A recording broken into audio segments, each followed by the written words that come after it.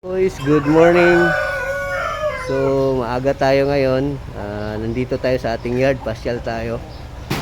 Since wala naman tayong ginagawa ngayong araw, is tambay lang tayo dito sa ating yard. So, ayan. Ito yung yard natin. So, marami pa rin tayo mga manok na nandito sa loob, yung mga de-old natin. Then may mga incubator, diyan po natin sila nilalagay. Brooding area.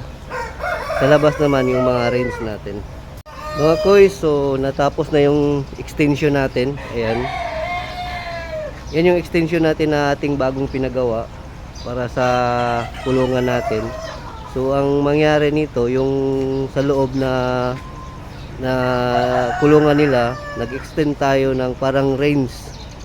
So ito yung parang ranging area nila. So, kailangan kong ganito yung i-design kasi meron tayong mga giant dito. Kagaya nito, itong ating mga pulako, nakabreed siya sa traditional IG, saka pure pulako na naked neck and non-naked neck. So, pag doon lang kasi sa loob, medyo maliit yung nila, yung kulungan. So, kailangan ma-range sila. So ganyan, para maganda yung breeding natin, makapag-gala-gala sila. Same time, hindi sila stress doon sa loob. Then dito, nandito yung mga 1 month old natin na sisyo. Ayan, nandun sila. So naka-range na rin po yan. Mahaba yung ranging area nila. So safety sila dyan. So yan na yung bagong design na pinagawa natin dito sa ating yard, para maano natin yung address natin yung mga ng paa nila, kasi yung mga mostly yung mga manok natin dito may mga ilan-ilan na mahina yung paa. So hindi sila nare-range, nasa kulungan lang. So sa ganitong sistema, sa ganitong style ng kulungan, makapag-range na sila. So ayan, ito yung mga Brahma natin. Ayan yung mga Brahma natin na mga extra stag. Marami yan dyan sa loob. So pinag-isa natin. So ayan. Dito naman, nandito yung mga pullets and hen natin na Brahma. So pero since may mga nangitlog, naglagay tayo ng isang rooster. Ayan po isang rooster natin. So yan po yung bagong pinagawa natin dito sa ating yard, para at least hindi na maliit lang kasi yung area natin.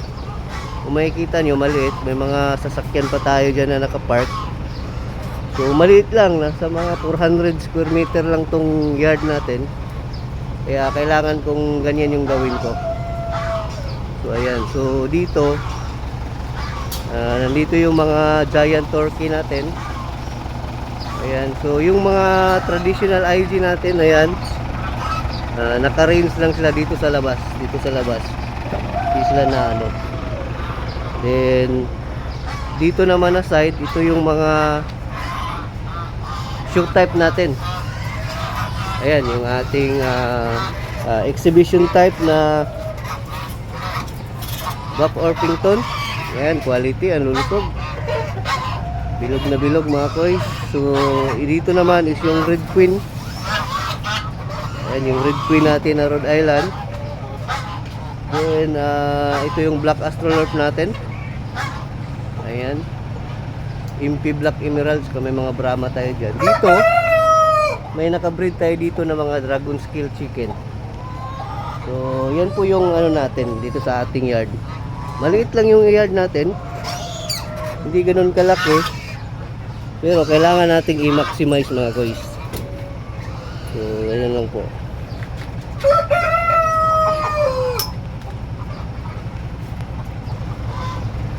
Ganyan lang yung natin dito sa ating yard.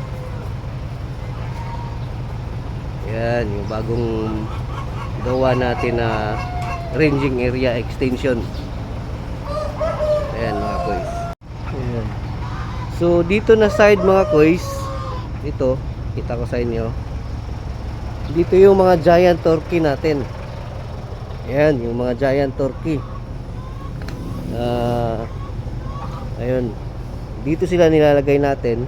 Itong ano na to, itong mga kulungan na to sa side is mga giant turkey yung ano natin. So dito since bakante to, yung mga hen natin na mga shoe type, nandito yung mga Maximus natin, nandun yung mga BPR.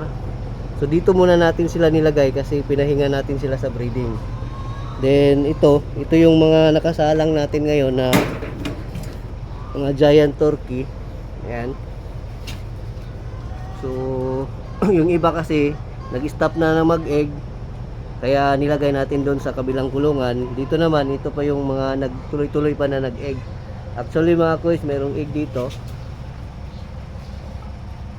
Yay. Ayan mga kuys, meron tayong egg. Sayang, hindi natin nakuha, nabasag.